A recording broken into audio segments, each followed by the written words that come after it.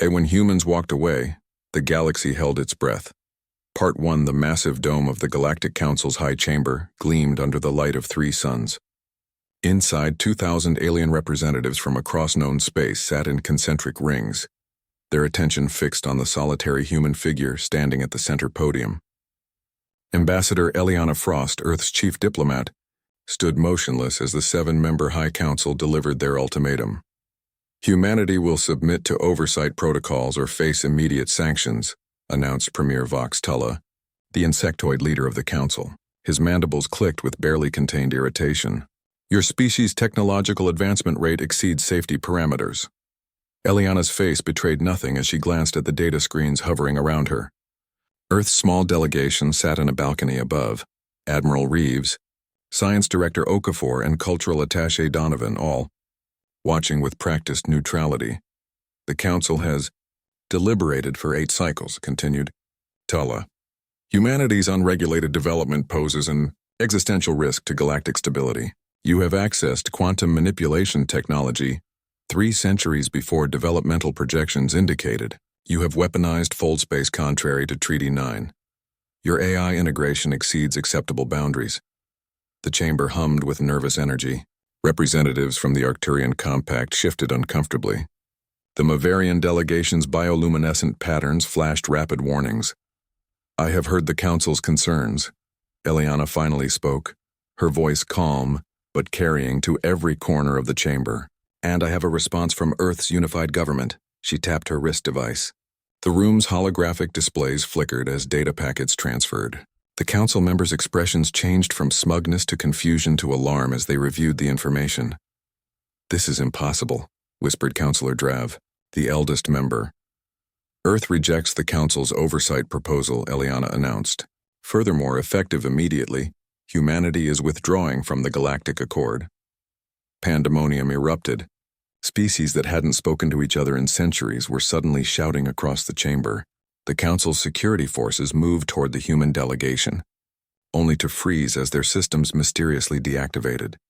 We have already begun evacuation of all human outposts in Council space, Eliana continued undeterred. Our embassies will close within 30 standard hours. Premier Tulla rose to his full height. You cannot leave the Accord. No species has ever, and yet we are, Eliana interrupted. Perhaps the Council should have considered that before attempting to place restraints on a species that survived 3 extinction-level events before achieving spaceflight. The human delegation rose as one and began walking toward the exit. You need us, shouted a Pleiadian representative. Your systems are integrated with ours. Eliana paused at the doorway. No, she said quietly. You integrated with us. That was your mistake. As the humans departed, they left behind only silence and a single data crystal, containing coordinates to a neutral location for any species wishing to establish independent relations with Earth. The galaxy held its breath, waiting to see what humanity would do next. 3 months later, Eliana stood at the viewport of Earth's last diplomatic outpost in the Orion Arm. The station's systems were being systematically disconnected, each shutdown sending ripples through the local networks. Final evacuation transports are ready. Ambassador, said Fleet Commander Marcus Trent, his weathered face reflecting the starlight, will be completely withdrawn from Council space within 6 hours. Eliana nodded. And our technology removal? 87% complete. The remainder are automated systems that will self-erase once we're clear. Around them, staff packed the last essential items. The withdrawal had been meticulously planned long before the Council meeting. Humanity had prepared for this moment for years, quietly developing contingencies while presenting a cooperative face to the galaxy. Across Council space, the effects were already being felt. Human-designed AI navigation systems were being removed from trade vessels. Quantum stabilizers that maintained faster-than-light communications were going offline. The galactic economy was beginning to fracture along lines no one had anticipated. Message from Intelligence Operative Dalton, Marcus said, checking his secure pad. He's completed his final information gathering on Proxima Station. The Council's attempting to reverse engineer our tech. Eliana allowed herself a small smile. They won't succeed. Not in time anyway. In a dimly lit bar on Proxima Station, Zev Dalton nursed a synthetic drink while watching the news feeds. Reports of economic disruption filled every channel. A tentacled bartender waved at the screen. Humans, he grumbled. Who knew they were holding everything together? Zev's contact, a blue-skinned Meridian with translucent ears, slid onto the next stool. They're planning military action, she whispered, sliding a data chip across the counter. The Premier has authorized a strike force. Against Earth? Zev asked, palming the chip. Against something humans discovered, something at the edge of the galaxy. Before she could elaborate, security forces entered the bar. The Meridian's ears flashed in warning as she disappeared into the crowd. Zev slipped out through the kitchen, narrowly avoiding capture. As his small ship detached from the station, Zev reviewed the stolen data. Inside were classified council reports, information about an ancient discovery humanity had made at the galaxy's edge. Something that terrified the council's leadership. Meanwhile, on the council capital world of Nexus Prime, Councillor Ekria Voss of the Taurian hegemony walked the secured archives alone. As one of the 7 high councillors, she had access to records few others could see. She had opposed the Premier's aggressive stance toward humans from the beginning. Now she sought the truth behind his urgency. Display files on human exploration. Beyond the Perseus Void, she commanded. The archive system. Those files require Premier-level authorization, the system. Responded. Ikria inserted her override key. Emergency Protocol 793. The files appeared, hundreds of them, all classified at the highest level. She began to read, her 4 eyes widening with each document. The humans hadn't just withdrawn from the Council. They were systematically erasing their technological footprint from every galactic database. Ships, stations, colonies, all disappearing from records as if they had never existed. But more disturbing was what they had found 3 years ago. Evidence of an ancient civilization that predated all known galactic history. A civilization whose technology made even humanity's advancements seem primitive. The Council had known about these precursors for millennia but had suppressed the knowledge. They feared what we might become. Ileana explained to her inner circle aboard the evacuation transport. The Council exists to maintain stasis, not progress. They've been guiding species along predetermined technological paths for thousands of years.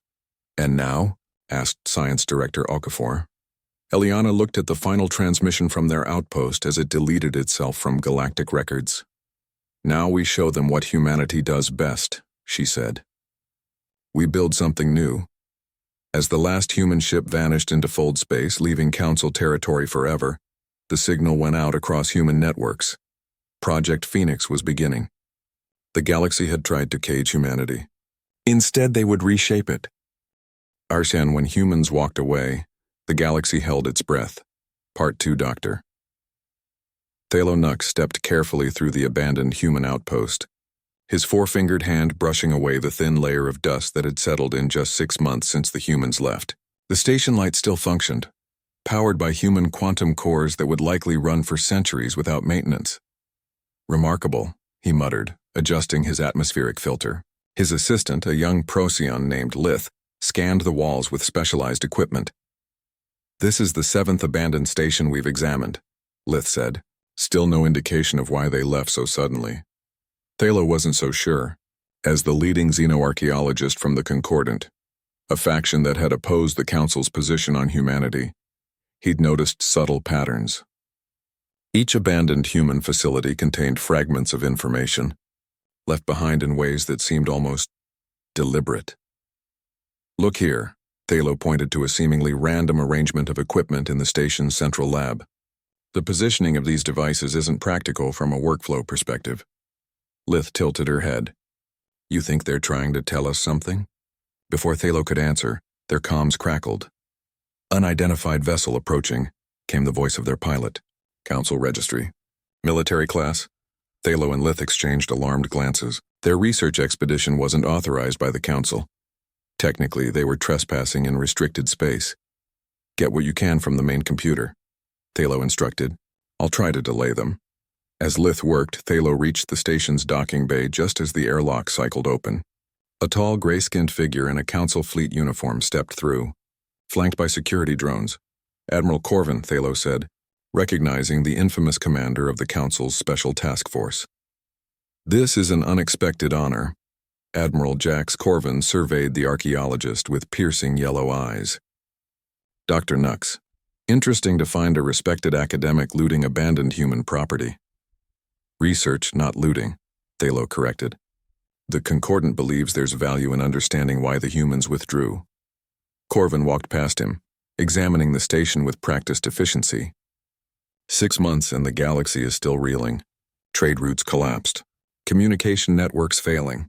All because one minor species decided to take their toys and go home. Minor? Thalo couldn't help but laugh. They supported half the galaxy's infrastructure. And now I'm tasked with finding them, Corvin said. Tell me what you've discovered. Before Thalo could respond, Lith appeared in the corridor clutching their data tablet. Her expression told Thalo she'd found something significant.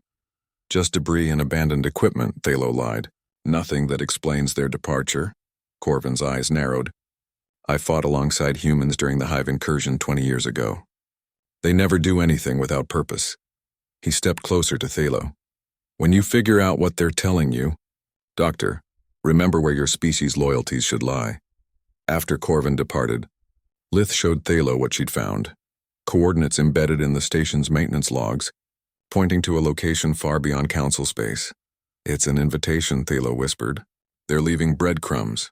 At Shadow Point, a massive space station in neutral territory, Ambassador Eliana Frost, now Chancellor, Frost of the Human Independent Systems, met with representatives from 12 civilizations considering breaking away from Council authority.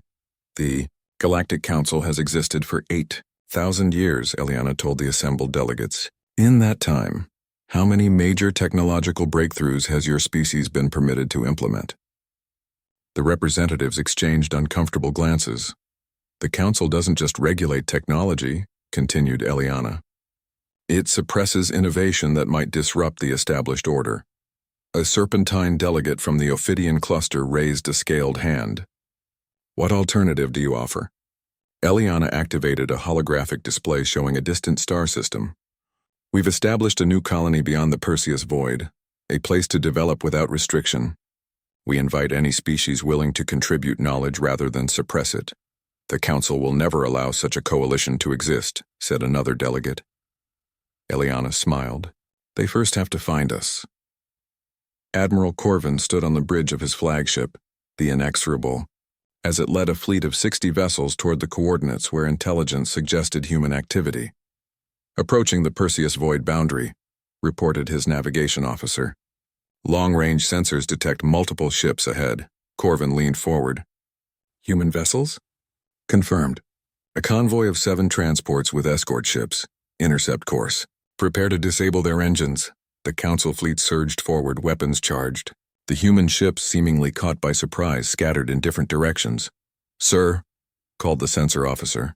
They're executing some kind of spacefold maneuver, but it's like nothing I've ever... A blinding flash overwhelmed the sensors. When the systems recovered, the bridge crew stared in disbelief at their displays. Where are they? Corvin demanded. Gone, sir. Completely gone. No energy signatures, no fold space wake, nothing. Corvin slammed his fist on the console. That's impossible. No ship can disappear without a trace. But the humans had done exactly that. They hadn't just escaped. They had vanished from all detection systems, leaving the Council fleet drifting in empty space. Back on the Council capital, Councillor Ekria Voss secretly met with representatives from 17 species, all concerned about the Premier's increasingly erratic decisions. The truth has been hidden for too long, she told them, displaying ancient records from the Council's secure archives. Humanity discovered something the Council has known about for millennia, evidence of the precursors. The supposed first civilization is just a myth, objected a delegate. No, Ekria said firmly. They were real. Their technology was so advanced it might as well have been magic. And they left artifacts scattered throughout the galaxy. Artifacts the Council has been collecting and hiding for thousands of years. Why hide such knowledge? Control, Ekria explained.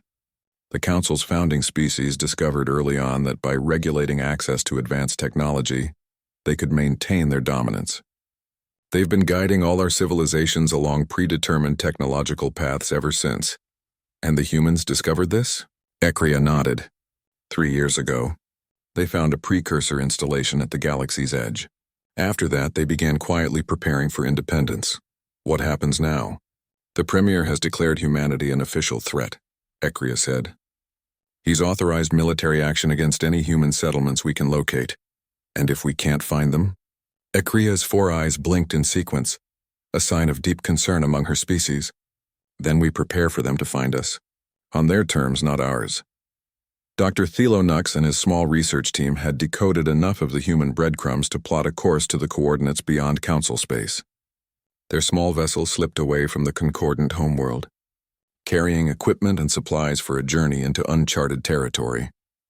As they prepared to activate their fold space drive, Thelo studied the final piece of the puzzle they'd recovered, a message written in an ancient script that predated even the Council itself. "What does it say?" asked Leith. Thelo translated slowly. "When the Seekers come, the true history begins." Their ship vanished into fold space, following the path the humans had left for those brave enough to question the order of things. Behind them, the Council's grip on the galaxy was already beginning to loosen as more species looked to the stars and wondered what else had been kept from them. The humans had walked away. Now others were following, and the galaxy waited, holding its breath for what would come next. When humans walked away, the galaxy held its breath. Part 3, the void between galaxies, was not meant for mortal eyes. Yet Dr. Thelo Nux and his team stared out their viewport at the impossible. A massive construction project spanning an entire star system, far beyond Council space. Orbital platforms surrounded the system's sun, capturing its energy in a partial Dyson swarm that grew by the hour as automated constructors worked with terrifying efficiency. "How?" whispered Lith, her luminescent skin pulsing with shock. "This would take centuries to build." Thelo's 4 eyes blinked in sequence. "Not for them, not for humans." Their small research vessel drifted closer, passive sensors recording everything. The human exodus had begun only 8 months ago, yet they had already established what appeared to be a self-sustaining civilization outside Council influence. "We're being scanned," warned their pilot, a Meridian named Callow. "Multiple targeting systems locked on. Maintain course," Thelo instructed. "If they wanted us destroyed, we already would be." A communication request flashed on their console. Thelo accepted it with a trembling hand. A human face appeared on screen, dark-skinned with close-cropped silver hair and penetrating eyes. "This is Science Director Okafor of the Human Independent Systems. Identify yourselves and your purpose." "Dr. Thelo Nux, xenoarchaeologist from the Concordant," Thelo responded. "We followed your breadcrumb trail. We seek knowledge, not conflict." Okafor studied them for a long moment. "Prepare to dock at Platform Theta. You will be escorted." The transmission ended. Callow looked to Thelo nervously. "Are we prisoners now?" "No," Thelo said, certainty in his voice. "We're guests." Their escort was a tall human woman with auburn hair pulled into a tight braid. She introduced herself simply as Director Reed, and led them through spotless corridors bustling with humans and, surprisingly, members of several other species. "You're not alone here," Thelo observed. "Several civilizations saw the writing on the wall," Reed explained. "They left the Council before the lockdown began." They emerged onto an observation deck overlooking the central construction hub. Massive components moved through space, guided by precision fields toward their positions in the growing swarm. "What you're seeing is only 10% of Project Phoenix," Reed said. "We've established 17 similar colonies across 3 star clusters." "Impossible," breathed Lith. "The resources required are substantial," Reed finished. "But when you don't waste energy maintaining artificial scarcity or enforcing technological stagnation, it's amazing what becomes possible." She led them to a research facility where dozens of scientists from various species worked at stations surrounding a central holographic display. The display showed what appeared to be an artifact, metallic with geometric patterns that shifted in ways that hurt the eyes to follow. "This is why the Council wanted to contain us," Reed said. 3 years ago, a human exploration vessel discovered this object at the edge of the galaxy. Its precursor technology. Thelo moved closer, his professional curiosity overwhelming his caution. "The first civilization? They're considered mythical even in academic circles." "The Council has known they were real for millennia," came a voice from behind them. They turned to see Chancellor Eliana Frost enter the room. They've been suppressing the knowledge and collecting precursor artifacts since before humans achieved spaceflight. Why? Asked Thilo. Control, Eliana said simply. The founding species of the Council discovered early on that by regulating access to advanced technology, they could maintain their dominance. Meanwhile, Fleet Commander Marcus Trent stood on the bridge of the Defiance, Earth's most advanced warship, overseeing defensive preparations at the edge of human space. Intelligence suggested the Council was assembling an unprecedented armada. Stealth boys report a Council fleet massing near the Perseus Void, reported his tactical officer. 87 vessels, including 3 dreadnoughts. Marcus frowned. They're really coming after us. We could deploy the Void Lances, suggested his second-in-command. One strike could disable their entire fleet. Marcus shook his head. Chancellor Frost was clear. We defend, we don't provoke. The Council needs to understand we want separation, not war. He studied the tactical display where dots representing human settlements and outposts blinked green. Each was protected by a new defense system based on precursor technology. Not weapons, but something far more valuable. Invisibility. Activate the shroud around all outer colonies, Marcus ordered. Let's see if the Council can find what they can't detect.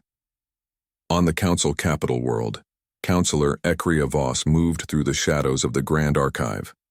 The hour was late, and she had disabled the security systems using access codes from sympathizers in the government. The truth had to be exposed. She reached the restricted vault, where only the Premier and his inner circle had access. Using a counterfeit authorization key, she entered. Inside were not just data records but physical artifacts, hundreds of them, collected over thousands of years. Each bore the distinctive geometric patterns of precursor technology. Each had been hidden from the galaxy.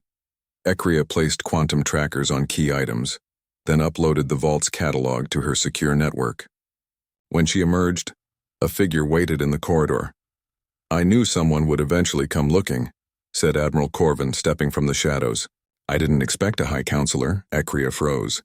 Are you here to arrest me, Admiral? If I wanted to arrest you, I would have brought guards. Corvin approached, studying her with those penetrating yellow eyes.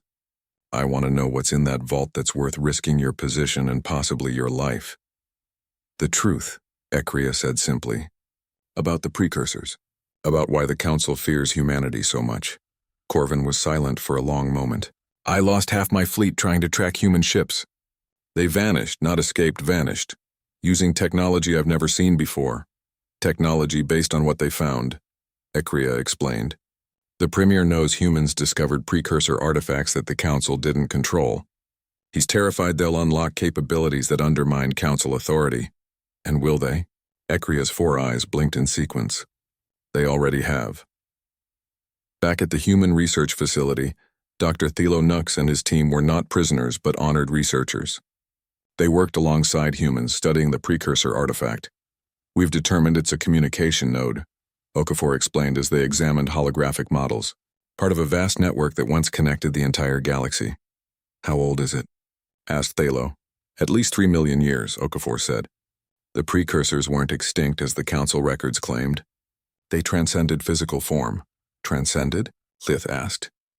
They evolved beyond matter, Eliana Frost said, joining the conversation. What we found aren't just artifacts. They're interfaces to a higher dimensional plane where the precursors now exist. She gestured to the shifting patterns on the artifact. We believe the Council's leadership discovered this truth eons ago but kept it secret.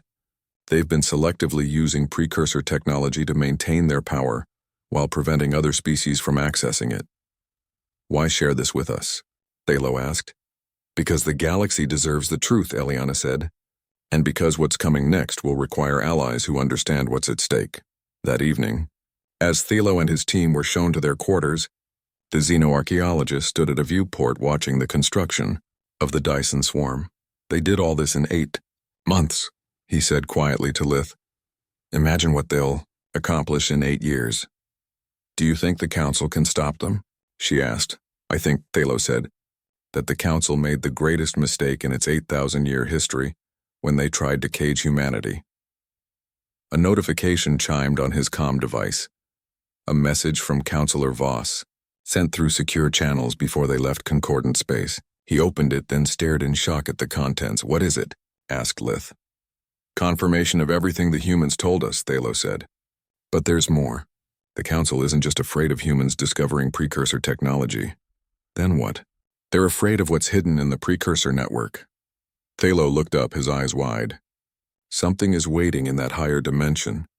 Something the Council has been preventing from returning for thousands of years. Beyond the viewport, the Dyson swarm continued to grow, capturing the star's energy. But for what purpose? Were the humans building a sanctuary, or preparing for a war unlike any the galaxy had seen? And in the void between stars, something ancient stirred, awakened by humanity's discovery. The echoes of the precursors were returning. The galaxy's breath caught as two irresistible forces, human determination and ancient power, moved toward collision. When humans walked away, the galaxy held its breath. Part 4 Admiral Jax Corvin stood on the command deck of the Inexorable, flagship of the largest Council armada assembled in 3 centuries. 120 vessels stretched behind him, from nimble corvettes to the 3 massive dreadnoughts that formed the fleet's spine. Their mission was clear: find the human settlements and either force their return to the Accord or neutralize their capability to operate independently. Final jump coordinates locked. "Admiral," reported his navigation officer. "All ships report ready status." Corvin nodded, his yellow eyes fixed on the tactical display. Intelligence had finally located what appeared to be significant human activity, energy signatures consistent with large-scale construction in a star system. Beyond the Perseus void, the Premier's orders are explicit, said Senior Commander Vex. Corvin's political officer assigned by the Council. The human threat must be contained at all costs. "I'm aware of my orders, Commander," Corvin replied coolly. He had never liked political officers. They saw only policy, never people, and Corvin had fought alongside humans during the Hive incursion. He knew their capabilities, their courage. "Execute jump," he ordered. "Tactical alert across all vessels." Space distorted around the fleet as they entered fold space, reality bending as they traveled distances no physical object should traverse. Moments later, they emerged at their destination. Before them lay a star system that burned with activity. Orbital platforms surrounded the star, forming the beginning of what appeared to be a Dyson swarm. Construction vessels moved between planets where surface activity suggested massive colonization efforts. "Scan for defenses," Corvin ordered. "Minimal weapon signatures detected," reported the tactical officer. "They appear undefended." That couldn't be right. Corvin had expected a fortress, not an exposed settlement. "Approach cautiously. All ships maintain combat readiness." As the Council fleet moved deeper into the system, something strange happened. The orbital platforms, the construction ships, even the planetary bases, all began to fade from their sensors. "What's happening?" demanded Commander Vex. "Are they cloaking?" "No," said the sensor officer, confusion in her voice. "The energy signatures are still there, but diffuse. It's as if they're becoming less substantial." Corvin suddenly understood. It's a projection, a holographic facade. As if in response to his realization, the entire scene before them flickered and vanished, leaving only empty space where moments before they had detected a thriving colony. "Find me something real," Corvin barked. The sensor officer worked frantically. "Sir, small energy signature at the system's edge. It appears to be a human outpost." "All ships converge on those coordinates," Corvin ordered. The fleet surged forward, surrounding what appeared to be a modest human facility built into a small asteroid. It seemed impossibly vulnerable, a minnow surrounded by sharks. "We're being hailed," reported the communications officer. On screen, Corvin said, the face of Chancellor Eliana Frost appeared. She regarded Corvin with calm eyes that betrayed no fear. "Admiral Corvin," she greeted him. "I was wondering when the Council would find this location." "Chancellor Frost," Corvin replied. "By order of the Galactic Council, you are directed to cease all independent operations and return human territories to Council oversight." Eliana smiled slightly. "I'm afraid we must decline. Humanity has chosen its path." "You're surrounded by the largest fleet in Council history," Commander Vex cut in. "You have no choice." "There's always a choice," Eliana replied. "Admiral, I suggest you check your fleet's status." Corvin turned to his tactical display and froze. Something was happening to his ships. They weren't being attacked, they were being slowed.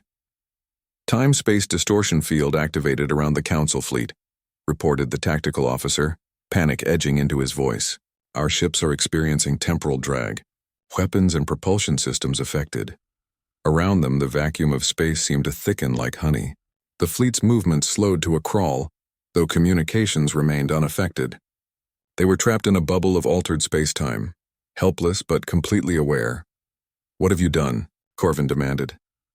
"Created a conversation opportunity," Eliana replied. "Admiral, I need you to listen carefully. Your council has been compromised for centuries. More human lies, spat. Commander Vex, the highest levels of council leadership have been infiltrated by entities using precursor technology for mind control." Eliana continued, ignoring him. "These entities, we call them the Echoes, have been steering galactic civilization toward a specific technological path for their own purposes." "Preposterous," Vex said. But Corvin raised a hand for silence. "What evidence do you have of this claim?" he asked. "Transmitting now," Eliana said. Data flowed to the inexorable systems, records spanning centuries showing patterns of suppressed technologies, council decisions that systematically hindered development paths that might have led to detection of the Echo's influence. "This could be fabricated," Vex objected, but his voice lacked conviction. "Check the source codes," Eliana suggested. "They're from your own archives, accessed by Counselor Ekria Voss before her unfortunate accident last week." Corvin's head snapped up. "Voss is dead?" "The Premier announced she took her own life after being discovered stealing council secrets," Eliana said. "In reality, she was silenced after discovering the truth." Corvin studied the data with growing unease. The patterns were unmistakable once seen.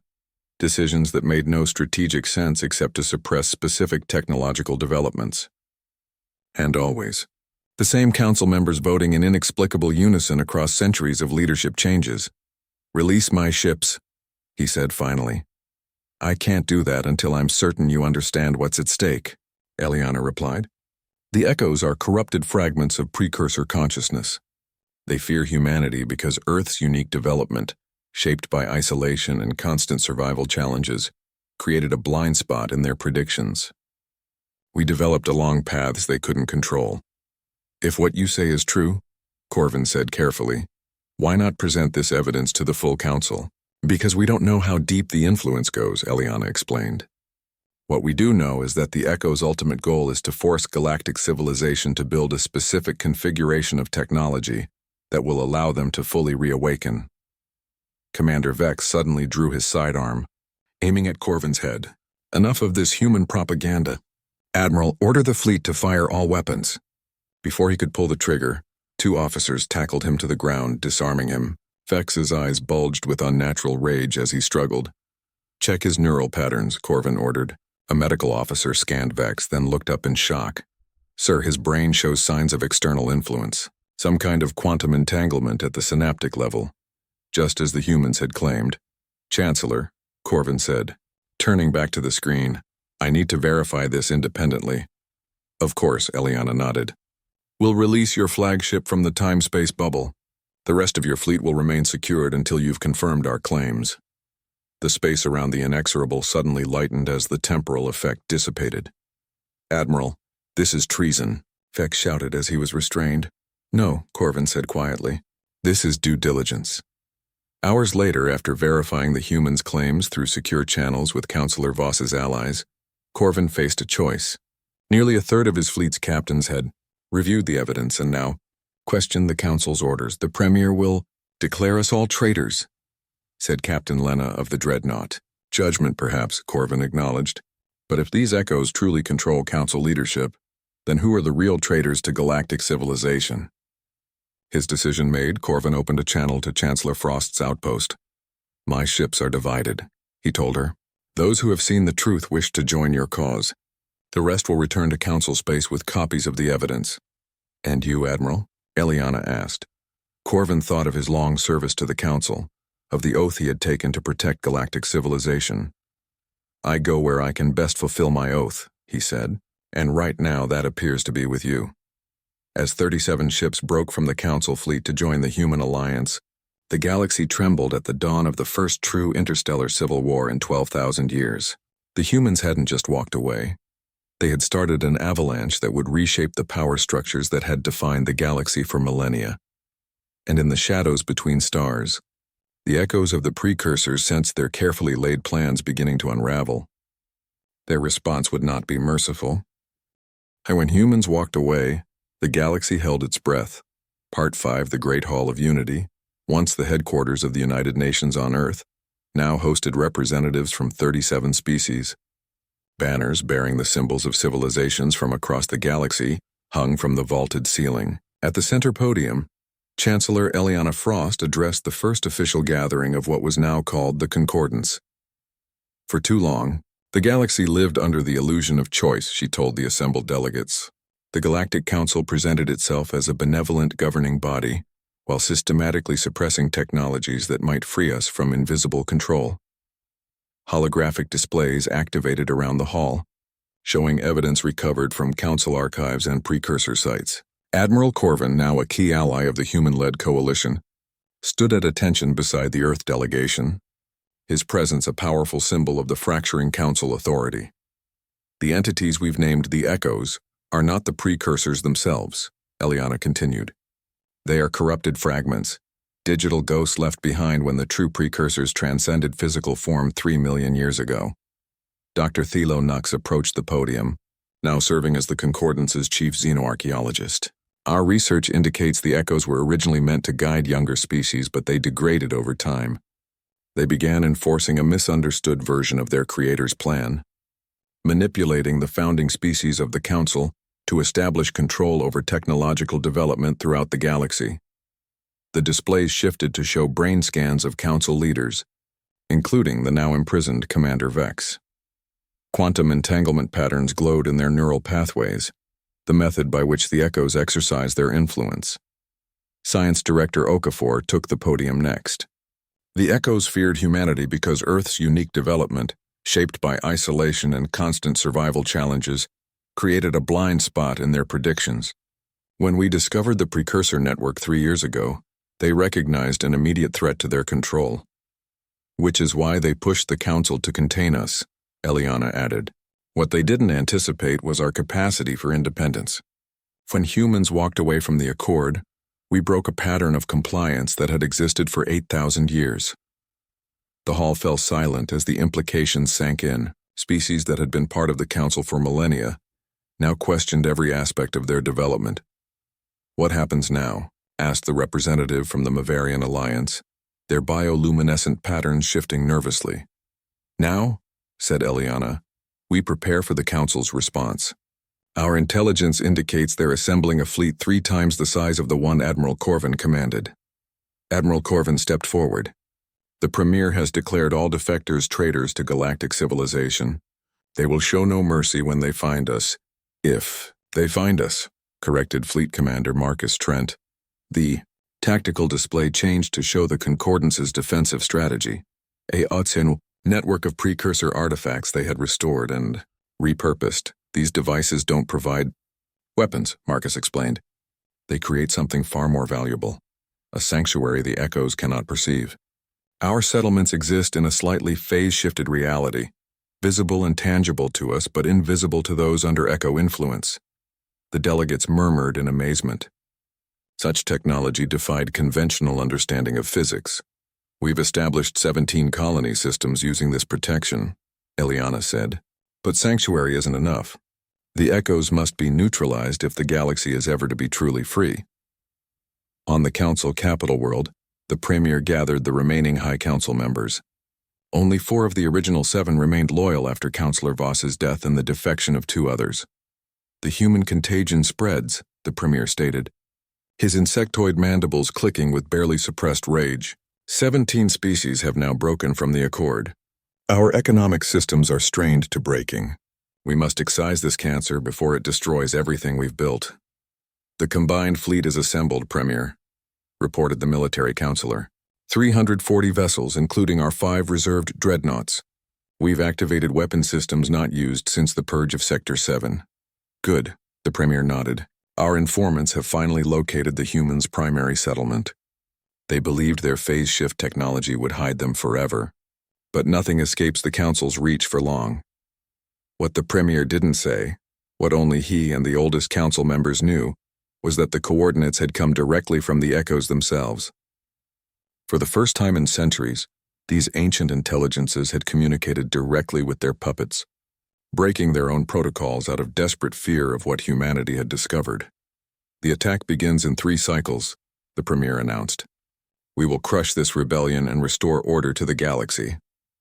As the Council members filed out, none noticed the small maintenance drone that had recorded their entire conversation. Within hours, the intelligence reached the Concordance. They've found us, Eliana told her inner circle. The Council fleet departs for our primary colony in less than 72 hours. How? Demanded Marcus Trent. The phase shift should have kept us hidden. The Echoes, Dr. Thalonux said quietly. They must have detected the precursor artifacts we activated. They're getting desperate. Admiral Corvin studied the tactical display. Even with our combined forces and superior technology, we cannot win a direct confrontation against 340 vessels. We don't need to win through combat, Eliana said. We need to break the Echo's control.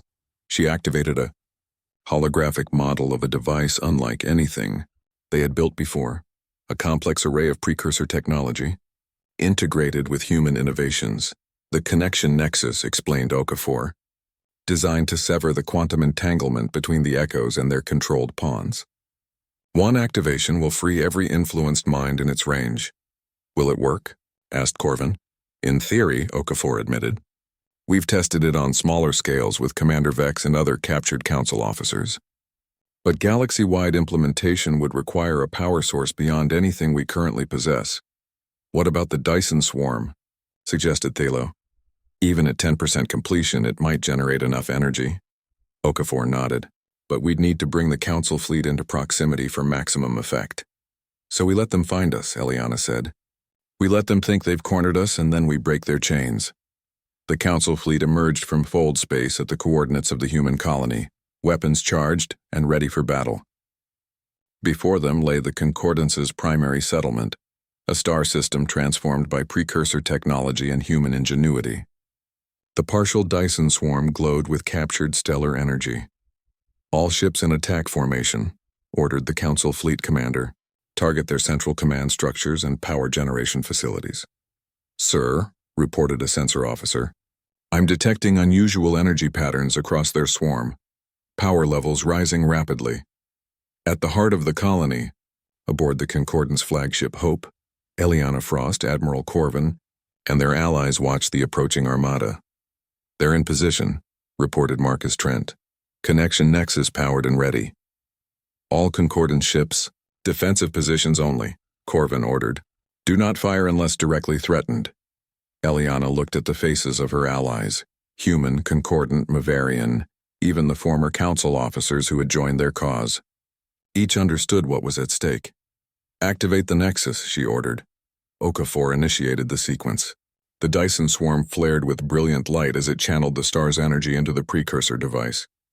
A wave of quantum disruption expanded outward, invisible to normal senses but devastating to the Echo's carefully maintained control patterns. Aboard the Council vessels, confusion spread. Officers who moments before had been committed to attacking the human settlement suddenly stopped, looking around as if waking from a dream. The quantum entanglement in their neural pathways dissolved, freeing their minds from external influence for the first time in their lives. What are we doing? The Council fleet commander asked, staring at the tactical display in confusion. Why are we preparing to fire on civilians? Communications channels erupted with chaos as ship captains questioned their orders. The perfectly coordinated attack dissolved into hesitation and doubt. Eliana opened a channel to the entire Council fleet. Your minds have been influenced by entities we call the Echoes, corrupted fragments of precursor technology. That influence has now been broken. You are free to make your own choices for the first time. This is some human trick, insisted a Council officer, but his objection lacked conviction. Search your memories, Admiral Corvin suggested to his former comrades. How many decisions did you make that felt wrong but somehow necessary? How many technologies were suppressed without clear reason? The evidence is in your own archives. As the data flowed to the council ships, the truth became undeniable. The pattern of control was too